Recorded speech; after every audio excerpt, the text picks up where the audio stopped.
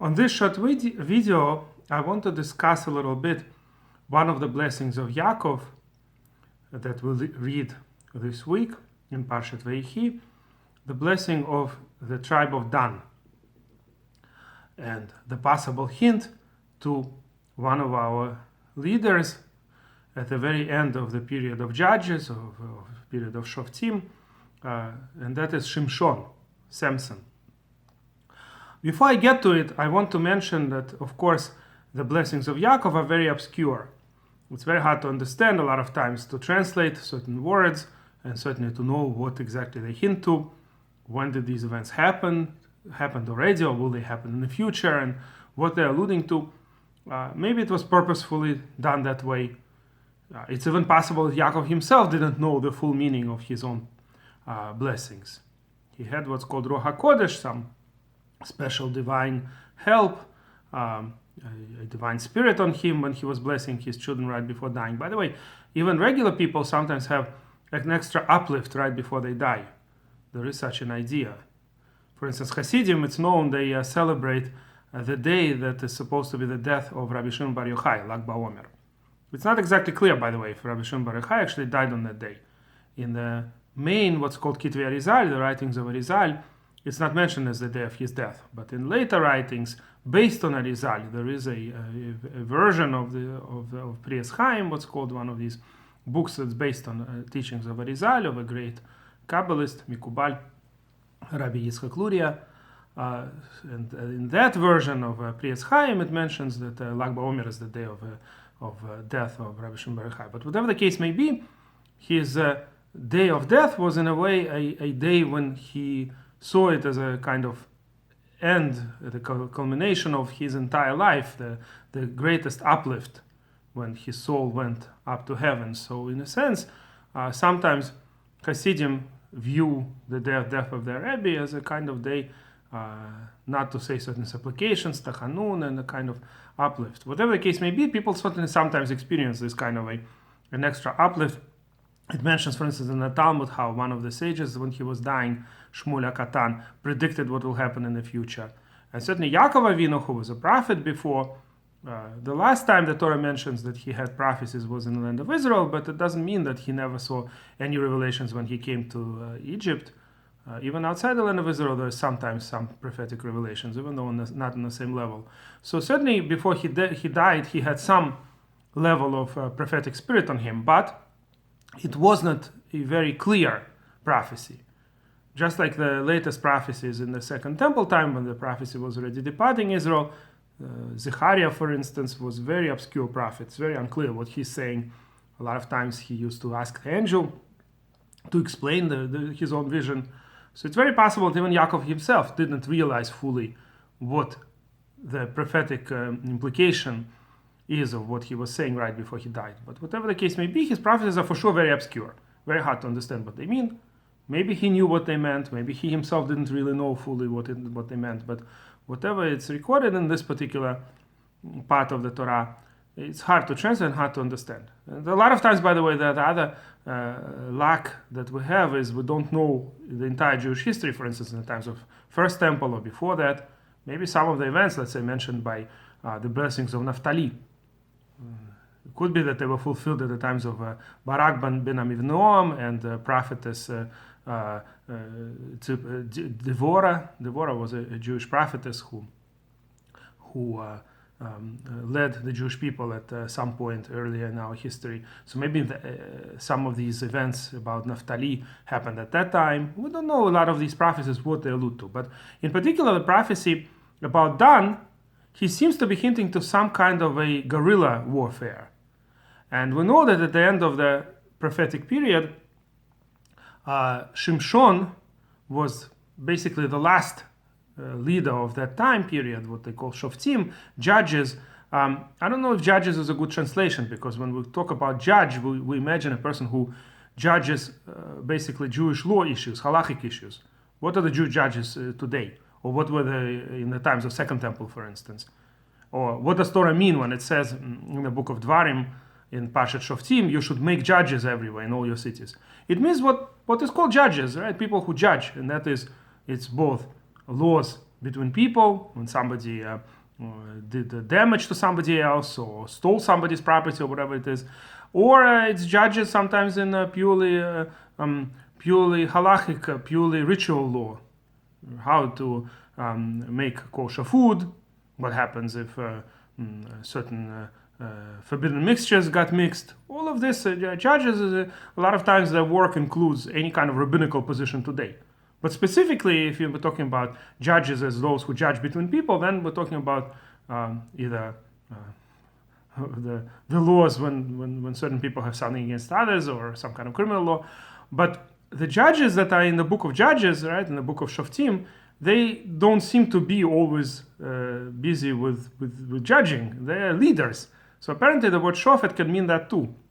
There are some kind of leaders that don't have the status of a king, but have some kind of leaders. They were like popular leaders who usually saved the Jewish people from the enemy. A lot of times the judge wouldn't be able to gather all the tribes of Israel to fight the enemy. It was the specific local battles. Let's say part of Israel was attacked by Ammon, and Judge Yiftach, which the Talmud tells us, he wasn't a great Torah scholar. He wasn't a judge in that sense. To be a Jewish judge, you have to know Torah well, and he wasn't a great scholar. Rather, he was a judge in terms of leader. He became the leader, and he led the Jewish people in battle, and was able to fight the king of Ammon. By the way, when that judge, considering that he wasn't a Torah scholar, he still knew quite a lot, and we read as Haftorah of to Parshat Chukat, because the story he tells the king of Ammon is very similar to what the Torah says in the book of Bamidbar in Parshat Chukat. The whole story how the Jewish people conquered the land from two Amorite kings who before that conquered lands of apparently Moab and Ammon. So the lands did not belong to Ammon and Moab at that time. They belonged to a different king. And that's the king that they didn't let the Jewish people through and started a battle, and we won. So it's very similar to sometimes the types of arguments that are made today. Right? From whom did Israel take the land? Right? There was no Palestinian state. There was a British mandate. But whatever the case may be, at that time, king of Ammon, 300 years after the Exodus, all of a sudden started claiming that Jews took away their land. And Yiftach was able to win. So he was one of the judges. But like I said, judge here doesn't mean he was judging Torah cases or any kind of laws. He was a leader. So one of the judges, the latest one mentioned in the book of Shoftim, is somebody named Shimshon, of course, Samson. There's a lot written about him, and in fact, probably the largest story in the book of Shoftim is about Shimshon. Many chapters of the book of Shoftim deal only with Shimshon and his story. And Shimshon basically did guerrilla warfare. At that time, the Jewish people did not deserve to be saved from the Philistines, the Plishtim. Plishtim was a Greek Isles nation that entered the land of Israel probably around the time of Jews, or some of them came before. There were a few waves of these people that came from the Greek Isles, and they controlled the southwestern part of what's today is Israel. They have, by the way, nothing to do with today's so-called Palestinians. Palestinian nation was invented basically less than 100 years ago. Before that, they were just calling themselves Arabs. But at that time, there was actually Plishtim. It was a nation, Greek nation, which later was lost in history, and there's nothing left of them. And a lot of the times during the Shoftim period and later, there were battles with Plishtim. In the book of Shmuel, also a lot of battles with Plishtim are mentioned. They tried to control Israel, and certain times were successful. Apparently, they were quite advanced in terms of science, as the later Greeks were as well.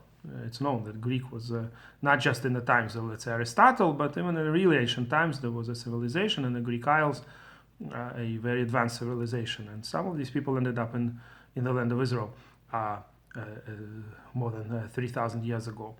So these Plishtim were more powerful than the Jews. And if Shimshon would fight them openly with Jewish armies, most likely they wouldn't be able to win. So instead he used guerrilla warfare, and he was basically one man guerrilla warfare, something very unusual. He was very strong, but and Plishtim really feared him, but he made it look like he doesn't really have good relations with the rest of the Jews. So that the Plishtim couldn't just take Jewish hostages and say to Shimshon to give himself in, otherwise we will kill the Jews that we captured. But this way, Shimshon pretended to be one of theirs. He actually married a Plishtim woman, Philistine woman, and he behaved as if he basically completely divorced himself from the Jewish people. He is no longer one of us. He is one of the. He joined the Plishtim basically. So this way, anytime he fought Plishtim, it sounded like it's a one-man show. He's not really doing it for the Jewish people. He's just doing it on his own because he's such an angry individual, and it's easy to piss him off, I guess. Right? The first pretext he found was the fact that they got from his young wife a riddle, that a solution to the riddle that he tried to ask them. So in the days of celebration after marriage, he asked them to solve a riddle, and they pressured his wife to find out the answer. So it looked like he's just fighting them for his own reasons, not as a representative of the Jewish people. So there is a possibility, and various commentators say that Shimshon was reading into the parsha that we read, the idea that Dan will have a kind of guerrilla warfare. Is compared by Yakov to a snake that wounds the horse and the rider in its heel. So Shimshon understood that this is a hint to him.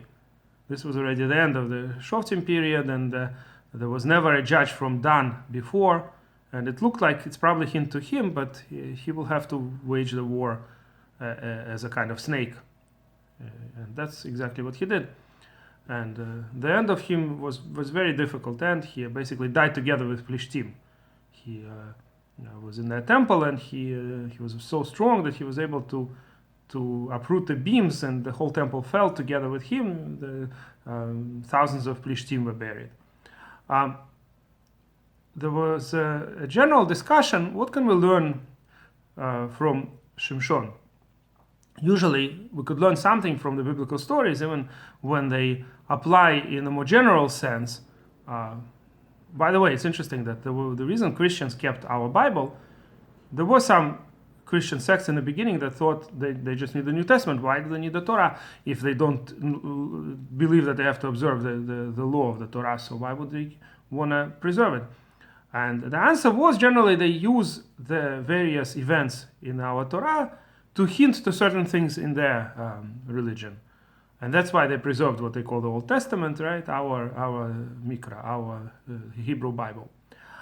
But the idea itself that certain things, even non-legal things in the Torah, non-halachic things, not something where the laws are described. A large part of the Torah is laws, of course. And we keep the laws of the Torah. So obviously for us, Torah is central because it tells us how to keep the law. But there are a lot of parts of the Torah, especially in the first book, the book of Genesis, Bereshit, has almost no mitzvot at all. Usually 3 mitzvot are counted in that book. So all these stories about different people there, they're still hinting to something. We also believe it's a Jewish tradition too. It's in the Midrash. Ramban uses it a lot. This idea, Maaseh Avot Simon Nibanim, whatever happened to our ancestors was a sign to what will happen to us. So we also look at it in that way. The difference is we also believe that the legal parts of the Torah are binding to us. So that's why we still keep Shabbat. We keep the holiday of Sukkot. There was once a story. A certain person I know was trying to take his days off from a non-Jewish boss who happens to be Catholic, and he was trying to explain to him that it's a holiday of Sukkot and show it in the Bible. So, I mean, Catholics are supposed to know, at least somewhat know the Bible, and he didn't know it. But apparently, I don't know how religious his boss was, but he said, look, this is what we observe. It says that for 7 days we have to sit in tents, to live in these types of temporary dwellings in remembrance of Exodus from Egypt and how we were in the desert. So the point is that we believe, of course, that the Torah is binding to us. But that doesn't mean that there aren't parts of the Torah that have hints to general ideas, not the legal part, not the halachic part. And that's why every episode in the Tanakh, we have to see what we could learn from it in practice. So what can we learn from Shimshon? Who is he a dugma, an example? What is he an example of?